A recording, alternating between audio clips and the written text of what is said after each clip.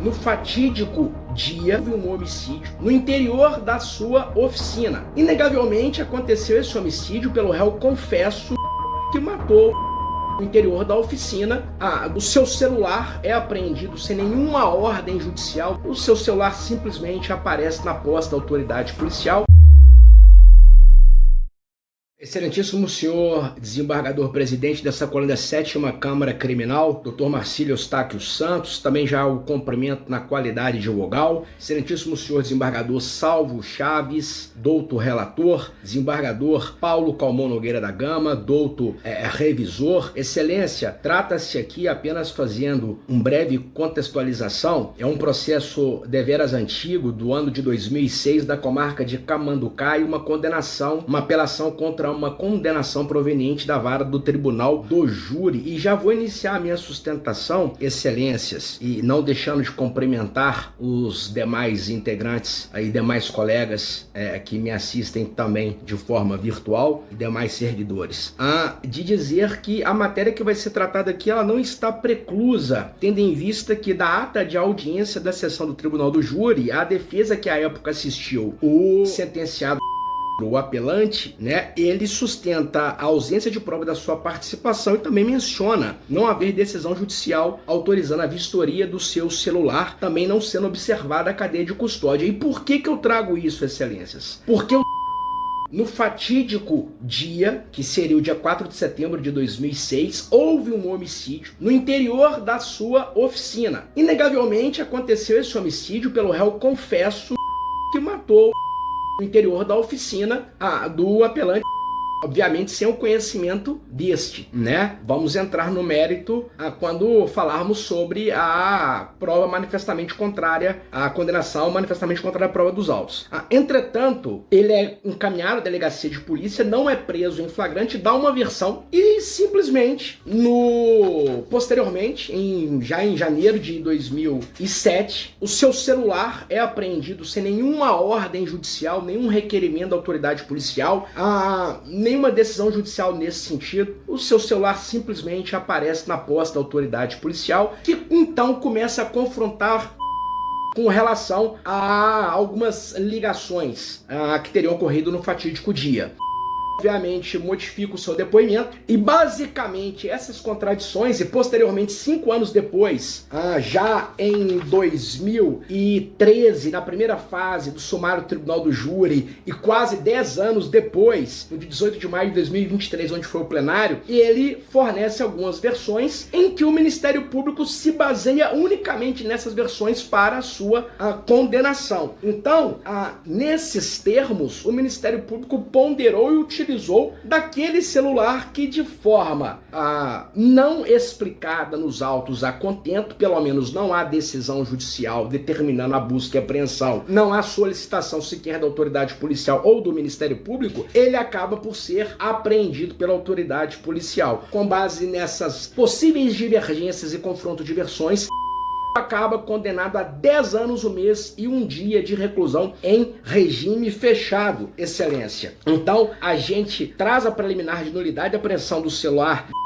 pois ocorreu sem qualquer autorização judicial, não constando dos autos qualquer pedido que a fundamentasse, ou seja, muito provavelmente foi coagido a entregar esse celular, sem nenhuma explicação acerca da sua garantia fundamental e da não autoincriminação do seu direito. Isso é uma afronta ao artigo 5º, incisos 10 e 12 da Constituição da República, Da mesma forma também a quebra da cadeia de custódia, porque não há qualquer registro de como esse celular foi manuseado, armazenado e preservado até a sua apreensão ilegal, o que impede a verificação da autenticidade e integridade da prova, Então, violando aí as premissas do artigo 158 do Código de Processo Penal.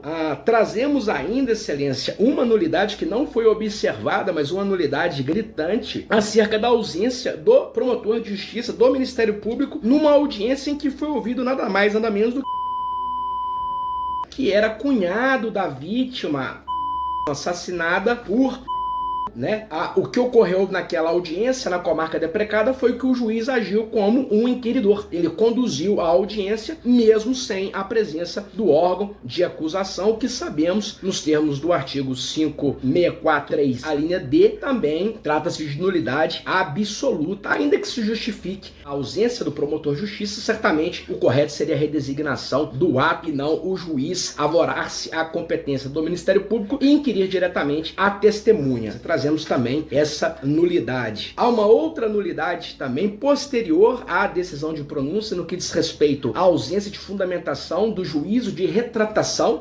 O juiz, inclusive, é instado a este tribunal a realizar a retratação e ele simplesmente, de forma genérica, mantém as decisões, a sua decisão, pelos seus próprios e jurídicos fundamentos. De mais a mais, Excelência, adentrando ao mérito a respeito da condenação manifestamente contrária à prova dos autos e que a gente pugna aqui, de fato, a nulidade da sessão de julgamento, permitindo seja novamente levado ao plenário do Tribunal do Júri, é essa discrepância de informações, de versões, e também temos que considerar cidadão primário e sem antecedentes criminais, Excelência, à época dos fatos, jamais autorizaria, permitiria ou agiria com divisão de tarefas no intuito de que um sujeito fosse assassinado dentro da sua própria oficina. Ora, se um sujeito é assassinado aqui no meu escritório, o primeiro suspeito sou eu. Então não faz o mínimo sentido eu apenas pegar versões em que o réu deu em 2006, 2007, 2013 e posteriormente em 23, eu bagunço essa versão na cabeça dos jurados e com isso eu acabo sustentando uma condenação severa a 10 anos, 1 mês e 10 dias de reclusão ao regime fechado a um sujeito primário sem antecedentes criminais à época dos fatos. A premissa também disposta na atuação do Ministério Público não se sustenta, né? Fala-se de uma quadrilha que roubava carros na cidade de Silvanópolis e que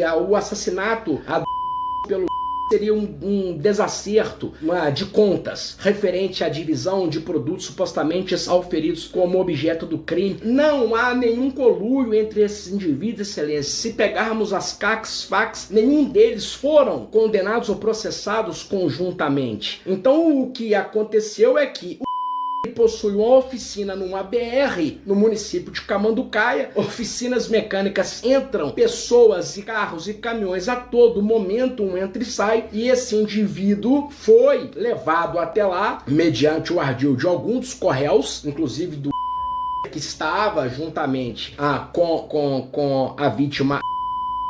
O réu, confesso, diz que no interior da oficina houve uma discussão e ele teria tirado e alega legítima defesa. Aí a questão afeta o recurso dele. Mas certo é que nada sabia e não participou para esse fim trágico da vítima. Excelências, pelo que então, até mesmo sustentado pelo próprio Ministério Público, foi proposta a participação de menor importância e como o juiz desses casos apenas aplica a causa de diminuição de pena, veja que aplicou no patamar máximo de 1/3, né? Justamente porque se fosse um processo de competência do juízo singular, certamente haveria a absolvição dada fundada dúvida. Como não era possível, em homenagem à soberania dos vereditos, ele condena, mas aplica a participação de menor importância em seu patamar máximo, o que nos gera uma certa suspeita acerca da convicção ou da forma como foi trabalhada essa prova e como ela foi contrária diretamente à condenação, à prova produzida nos autos, e isso foi constado na ata de audiência da sessão do plenário do Tribunal do Júri, Excelências. Então, sem querer mais tomar o tempo de Vossa Excelência, dado adiantado da hora, o que se requer, também manifestamos, obviamente, desculpe, né, o decote das qualificadoras, não vou entrar no mérito, mas também é um pedido acerca do decote das qualificadoras. Impedimos, então, que seja acolhida a tese defensiva no sentido de acatar as teses preliminares e anular esse procedimento, ou no mérito, se se entender Vossas Excelências, a permitir, caçar o júri e permitir que o sentenciado, o apelante, seja submetido a novo plenário do Tribunal do Júri, ou, se mantida a decisão dos jurados, a sua pena seja diminuída conforme exposta nas nossas razões de apelação, e o decote das qualificadoras é o que se requer. Muito obrigado a todos.